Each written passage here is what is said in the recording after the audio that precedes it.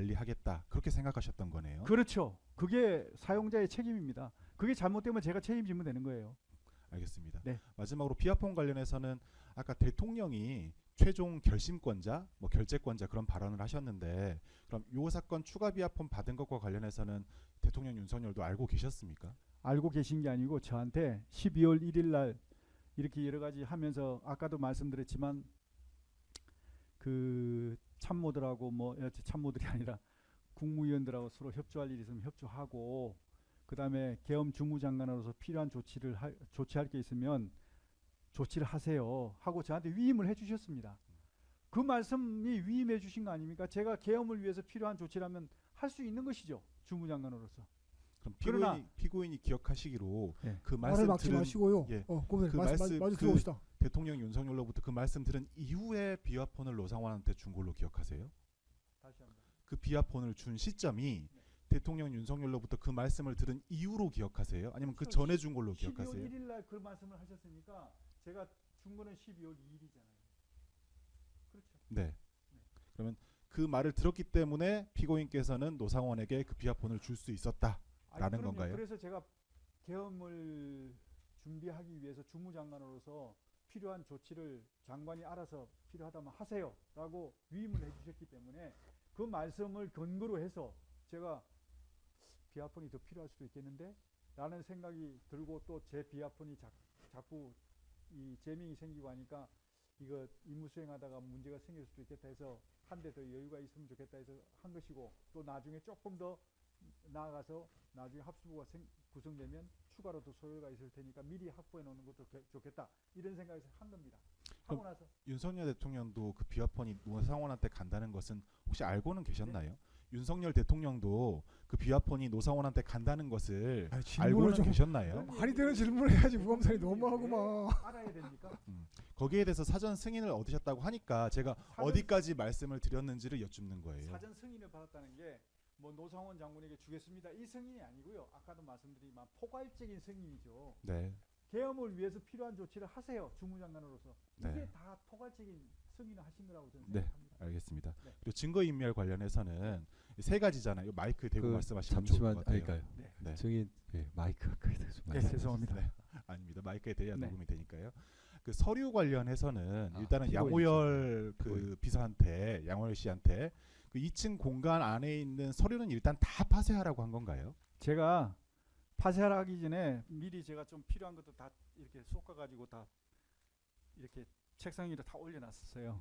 그럼 파쇄하라고 하신 것과 파쇄하지 않고 미리 빼놓은 자료도 따로 있다는 거예요? 아니죠. 거의 대부분 다 빼놓고 꼭 남겨야 될 거 예를 들어서 무슨 뭐 그런 것들은 직무보안과 관계없는 것들은 제가 사적으로 무슨 뭐 한 것들은 남겨서 제가 집에 가지고 간 것이고 피고인이 사적으로 사용할 거 외에는 일단은 다 정리해서 파쇄하게 맡겼다는 건가요? 직무와 관련해서 제가 그리고 중간에 수시로 왔다 갔다 하면서 필요한 것들을 좀 봐주고 했습니다. 그럼 그 이후에 이제 공간에 남아있던 서류들은 없는 거네요? 서재에 남아있던 서류들은? 서재 대부분 다 아마 제가 볼 때는 정리를 했던 것으로 기억합니다. 그날 이제 그 피고인께서 국회 현안 질의 때문에 가셨다가 다시 돌아오셨잖아요. 네. 그럼 가져가셨던 자료들도 있으실 거 아니에요? 아마 그것도 다 아마 세절했을 겁니다. 그것도 같이 세자를 예, 했을 예. 건가요? 예. 그 영어로 왜? 세자했다고요? 이제는 뭐 국회 갈 일도 없을 것 같고 알겠습니다. 네. 그 국회 관련된 자료 중에 사실은 비상계엄과 관련해서 국방부나 피고인께서 뭘 준비했는지 뭐 그런 내용들도 다 들어 있었을 텐데. 아니 그런 어떤 구체적인 내용은 아니었고요. 공식적인 입장 그런 네네 내용들이었나요? 공식적인 입장 비상계엄과 관련된 공식적인 맞습니다. 입장과 피고인께서 거기에 대해서 전날 정리했던 자료들, 예 예, 그거죠. 제가 정리한 게 아니고 우리 그 대변인이 예상되는 질문 몇 가지 뽑아준 거 그겁니다. 네, 알겠습니다. 그 다음에 휴대폰 관련해서는 네. 그 노상원 씨한테 비화폰 주기 전에는 일반 전화로 통화를 할 수밖에 없는 거잖아요. 그 네. 전에는. 네. 그럼 그때 그 사용하셨던 그 일반 휴대폰 그게 이제 깨졌다는 거잖아요. 네. 예. 그 안에도 시그널이나 뭐 그런 것이 있었을 텐데 그 내용들 소프트웨어를 이제 그 새로 산 휴대폰에 옮겼다고 하더라도 뭐 시그널에 있는 기존의 내용들이나 그런 내용들까지는 다 옮겨지지 않았을 텐데 하드웨어 안에 그게 남고 소프트웨어를 복사한다고 해서 기존의 내용들이 다 옮겨지지는 않거든요. 기존 하드웨어를 그날 딱 없애버린 이유가 특별히 있으세요? 저는 제 상식으로는 옮기면 다 옮겨지는 걸로 알고 그렇게 있고, 생각을 하셨나요? 네, 그렇게 생각하고 실제로 포렌식 했을 때 제가 봤을 때 다 와 있던데요. 그 포렌식한 거는 새 휴대폰을 말씀하시는 거죠? 일단 네. 새로 산 휴대폰. 맞습니다. 알겠습니다. 예. 마지막으로 그 노트북 관련해서는 그 피고인께서 11월 24일부터 관련 자료들을 작성하시기 시작해서 12월 1일 날 대통령께 처음 보고를 했고 대부분 통과되셨는데 좀 수정할 부분은 12월 2일 날 추가적으로 보고를 하셨다 그랬잖아요. 제가 작성을 한 것은 노트북으로 작성한 게 아니고 아까도 말씀드렸지만 포고령이라든지 그다음에 그 계엄선포문 이거는 한 장짜리인데 5분이면 치는 겁니다. 아시잖아요. 네. 5분이면 만들 수 있는 거예요. 그다음에 시간이 좀 걸리는 거는 뭐냐면 담화문입니다. 담화문은 제가 메모를 계속 다니면서 대통령 말씀을 옛날에 하셨던 거 기억하면서 제가 메모하면서 계속 초안을 만들었거든요. 만들어서 어느 정도 딱 제가 정리가 돼서 딱 바로 그냥 치고 지웠거든요. 그럼 그 정리한 그 초안 자료들은 지금 어디 있나요? 네? 그 방금 말씀하셨던 연필로 썼던 초안 자료들 계속 서재에 있었는데 양호열이 파기한 건가요? 아 그거는 제가 이제 뭐 정리를 다 했죠. 언제? 그건 아마 언젠지는 기억이 나지 않습니다. 제가 아마 작업 끝나고 나서 제가 했을 겁니다. 그 12월 5일 날 양호열 씨가 그 서류 파기할 때 그긴 그때 없었습니다. 그때는 따로 그 자료가 없었다고요? 아니 그때는 없었죠. 그건 전이죠. 한참 전이죠. 12월 1일이라 마지막으로 질문할게요. 12월 1일하고 12월 2일하고 이렇게 대통령한테 보고를 하면서 중간중간 노트북에다가 그 내용들이 다 업데이트되고 저장이 돼야 추가적으로 대통령께서 말씀하시는 거를 더 보완하고 보완하는 거지. 보완 말씀을 하실 때마다 지필로 다 쓰셨다는 거예요. 제가 말씀드렸지 않습니까? 보안 소요가 없었다고. 대국민 담화문 거의 뭐 토시인가 하나 뭐 몇 개만 하시고 없었고요. 포고령은 하나 빼는 게만 그 통금 빼라는 것 외에는 없었고. 그다음에 저 뭐지? 계엄 선포문 없었고. 없었지 않습니까? 그럼 수정 지시가 대통령으로 올 때마다 컴퓨터로 다시 작성을 하셨다는 말씀이세요? 아니요. 그날 보고하고 바로 내려와서 거기 있는 거 수정하고 끝난 겁니다. 다 지워버린 겁니다. 컴퓨터로는 한 번씩밖에 안 쓰셨다는 말씀이세요? 그러면? 작성을 할 때 네. 컴퓨터에 이제 시간이 많이 소요가 안 되지 않습니까? 네.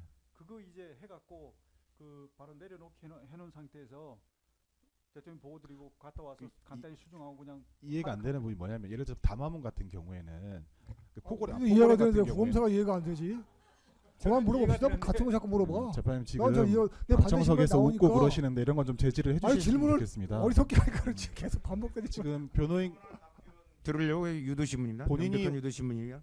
피고인 신문에 이미 대해서는 답변했습니다. 따로 유도 신문과 관련된 형사소송 규칙이 없어요. 피고인 진술과 찾아보세요. 증거가 되기 때문에 같은 원리가 그리고 적용되는 거예요. 마지막으로 진술과 질문을 문과 왜 하면은 모지합니까 그러면? 이 사건 포고령 관련해서 피고인께서도 아니 명백한 말씀하셨듯이 유도신문인데 뭘 그 이미 통금 답변한 관련된 내용을 부분을 그 대통령께서 한번 수정하셨다고 아니, 그랬잖아요. 피고인을 장관님은 괴롭히는 지금 겁니다 자꾸- 의도적으로.